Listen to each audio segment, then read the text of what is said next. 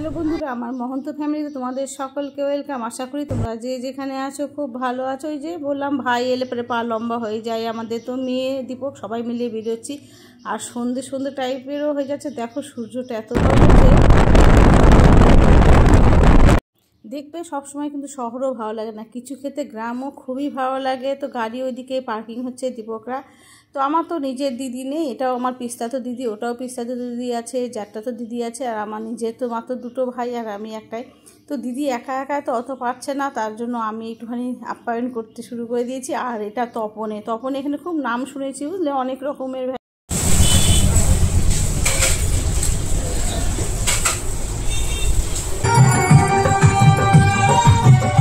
কিছু কিনবো না। আজকে দীপক আর আমার ভাই এরাই কেনাকাটি করবে। আর মেয়েকে বলেছিল জন্মদিনের জন্য, তো আমার মেয়ে কেনাকাটি এখান থেকে করবে না। তো ওখান থেকে সোজা বেরিয়ে পড়লাম, ননদের বাড়ি যাব আজকে। এই তো ননদের বাড়িতে চলে এলাম। ঠান্ডা খেতে খেতে সত্যি আজ গলা বসবে। এই দিকে এ পর্যন্ত